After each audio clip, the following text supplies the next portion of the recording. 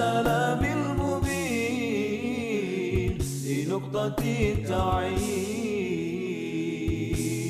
يا غرامي. Bismillah, Assalamualaikum warahmatullahi wabarakatuh. Alhamdulillah, wassalatu wassalamu ala rasulillah wa ala alihi wa sahbihi wa man tabi'ahu hudah wa ba'd. Sahabat sekalian, rahmati Allah subhanahu wa ta'ala, kita akan sampaikan sedikit tentang kebudayaan di Semenanjung Arab ya. Ini terkait dengan penguatan materi sejarah kebudayaan Arab ya. Insya Allah kita akan sampaikan sekilas saja sebagai pengetahuan umum bahwa sesungguhnya kebudayaan Arab ini melewati fase yang sangat panjang ya, terkhusus di Semenanjung Arab ya.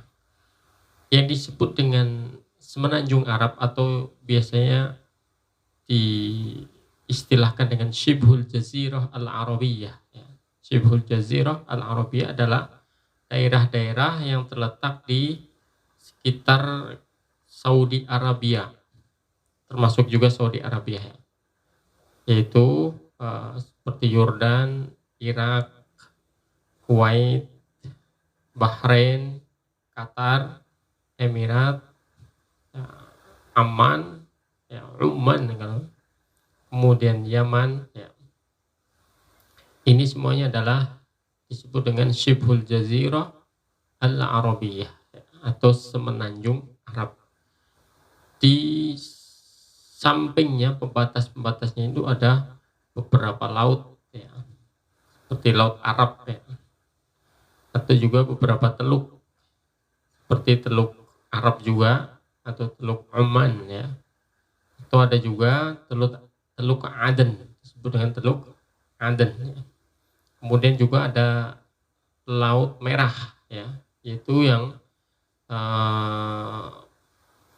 berada di seberang Makkah Al-Mukarramah atau Jeddah, kota Makkah atau Jeddah ya, di perbatasan dengan Saudi Arabia ya. Kemudian nanti di pojok itu ada terusan yang disebut dikenal dengan Suez Channel ya, atau terusan Suez ya. Inilah Semenanjung Arab yang dulu di sini ya, lahir kebudayaan Arab yang sangat kuno, yang sangat lama sekali ya. Maka kita perlu mengetahui sekilas ya. Jadi sejarah bangsa Arab ini sangat panjang sekali, sangat kuno sekali. Kalau kita runtut sejarahnya, di antara yang bisa membuktikan sejarah Arab itu sebagai sejarah yang sangat kuno adalah ditemukannya prasasti Batu Taima namanya ya, oleh seorang orientalis yang namanya adalah Charles Hobet, yaitu ditemukan di Istana Tulaihan di daerah Taima. Di sana ada tulisan bahasa Aramia dan aktivitas keagamaan yang dilakukan oleh kabilah tersebut ya. Tulisan itu diperkirakan umurnya sekitar 2600 tahun dan tulisan ini, uniknya ini, dipamerkan di Museum Louvre namanya. Kemudian juga ditemukan tulisan dinding di sebuah desa, yaitu desa Alfo namanya, yang diperkirakan ada pada abad pertama atau kedua Masehi. Semenanjung Arab mempunyai kelebihan dibandingkan wilayah lain dalam hal keturunan. Jadi mereka itu luar biasa dalam hal keturunan. Mereka selalu menghafal dan runtut keturunan tersebut sampai awal ya, sampai keturunan awal mereka. Begitu juga mereka mempunyai keunikan dan kekhasan dalam membangun jalur ekonomi dan jalur transportasi mereka. Sahabat sekalian, mati Allah Subhanahu wa taala, kalau kita kembali merenung dan juga mengkaji sejarah bangsa Arab ini, menunjukkan bahwa Semenanjung Arab telah melewati masa yang sangat panjang dari masa sejarah kehidupan manusia kuno, bahkan sejak zaman batu yang saat itu mereka rata-rata alat-alat yang digunakan dalam kehidupan sehari-hari adalah menggunakan batu ya. Sebagaimana juga bukti sejarah menunjukkan bahwa yang ditinggalkan oleh komunitas-komunitas Arab, kabilah-kabilah Arab ya, itu adalah benda-benda yang secara ukuran manusia itu sudah dianggap maju, yaitu berupa bangunan-bangunan yang sangat megah, tinggi, besar, tempat-tempat ibadah, tembok-tembok yang sering kita dapatkan juga sangat tinggi sekali, juga bendungan-bendungan untuk keperluan irigasi dan lain sebagainya, benteng-benteng juga yang mereka bangun, atau mercusuar juga tempat-tempat pemakaman dan pengkuburan ya, juga perkakas rumah, alat-alat kecantikan, atau semua hasil seni dan budaya, semua menunjukkan apa yang mereka tinggalkan ya, pada masa itu dianggap sebagai suatu yang maju dari ukuran manusia yang hidup pada saat tersebut ya. Bahkan kita pun jika mau melihat secara detail akan terkagum-kagum dengan produk budaya mereka. Bahkan banyak juga di antara ilmuwan modern tidak mampu untuk meniru hasil dari budaya mereka karena saking rumitnya. Sahabat sekalian ya, penemuan bukti-bukti sejarah itu terus ya digaungkan dan dilakukan oleh para ilmuwan ahli sejarah ya, yang membuktikan bahwa mereka termasuk bangsa yang melewati peradaban yang sangat kuno ya, di semenanjung Arab tersebut ya.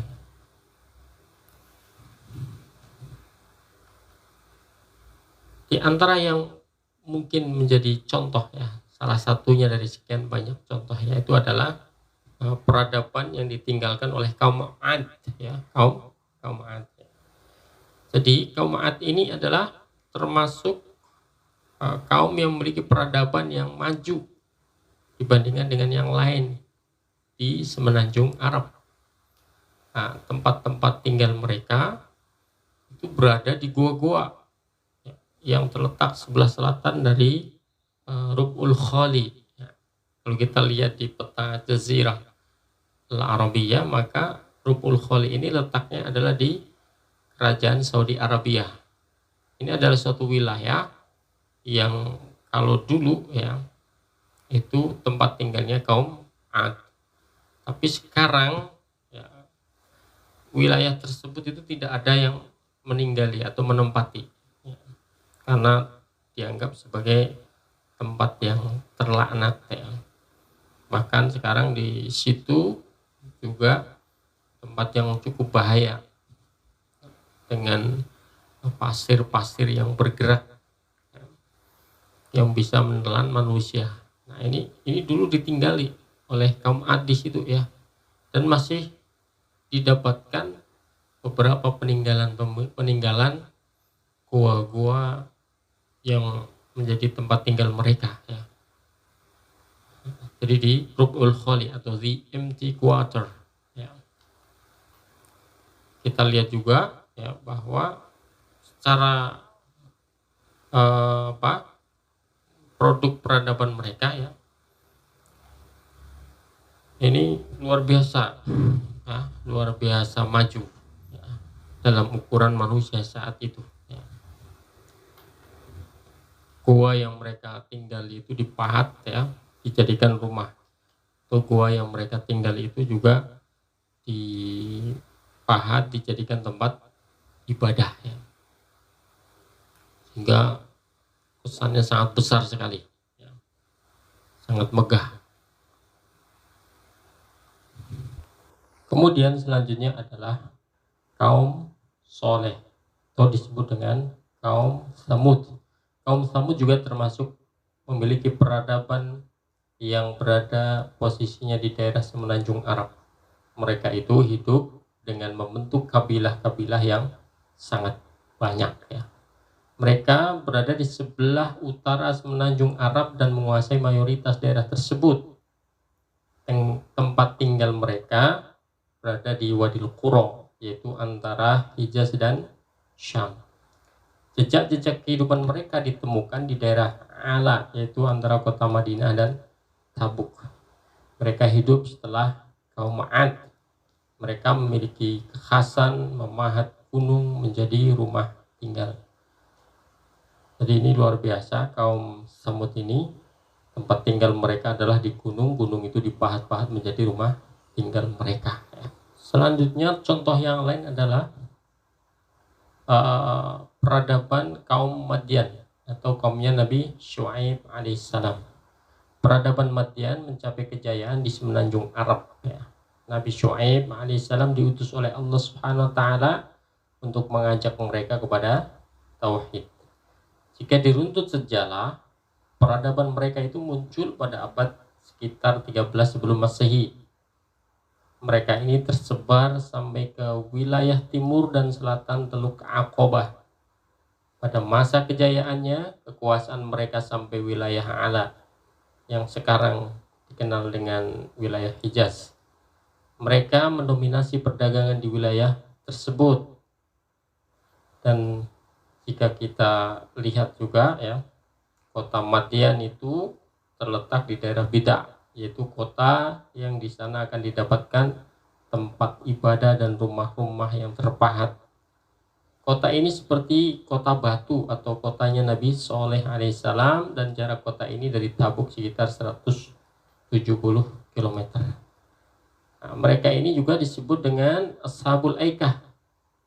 Kenapa? Karena mereka penduduknya menyembah pohon yang dinamakan dengan pohon Aik. Mereka juga profesi sebagai penggembala. Selain sebagai penggembala, mereka juga berdagang, ya. Kan tapi mereka ini punya kebiasaan yang jelek di dalam berdagang, yaitu suka berlaku curang, ya, di dalam perdagangan mereka, ya. Di dalam Al-Quran Allah Subhanahu wa ta'ala menyebutkan tentang kisah mereka. Di antaranya adalah firman Allah Subhanahu wa ta'ala yang berbunyi, wa ila madyana akhahum syu'aiba qala ya qaumi i'budullaha ma lakum min ilahin ghairu wa la tanqusul mikyala wal mizan inni arakum bi khairin wa inni akhafu 'alaikum 'adzaba yaumin muhit. Jadi dalam ayat ini menyinggung tentang kebiasaan jelek mereka, yaitu suka mengurangi timbangan dan tidak jujur di dalam berdagang, ya. Di dalam Taurat disebutkan lebih dari sekali terkait dengan kaum Madian, ya, kaum yang tinggal di Naqab atau daerah Palestina. Disebut juga bahwa mereka adalah keturunan Nabi Ibrahim alaihissalam. Mereka adalah keturunan Nabi Ibrahim alaihissalam. Dan diceritakan juga dalam sejarah bahwa Nabi Yusuf membaiat saudaranya agar pergi ke kota Madian. Kota Madian adalah kota pelariannya Nabi Musa selama 40 tahun. Ya. Sahabat sekalian, mati Allah Subhanahu wa ta'ala, ya. Itu sekilas kisah tentang beberapa kaum hebat dan luar biasa yang Allah pertontonkan kepada umat ini sebagai pelajaran buat kita semuanya. Semoga bermanfaat untuk kita semua. Semoga bermanfaat untuk kita semuanya tentang kisah sejarah beberapa kaum-kaum yang juga termaktub di dalam Al-Quran. Ini adalah pelajaran yang hebat, yang luar biasa. Nah, jadi kehebatan manusia itu harus tunduk di hadapan kehebatan Allah Subhanahu wa ta'ala. Semuanya kembali kepada kekuasaan Allah Subhanahu wa ta'ala. Sehingga apapun yang dirasa manusia hebat, Allah adalah zat yang maha hebat, maha kuat, maha segala-galanya. Maka kita harus senantiasa mempertahankan keimanan kita kepada Allah Subhanahu wa ta'ala.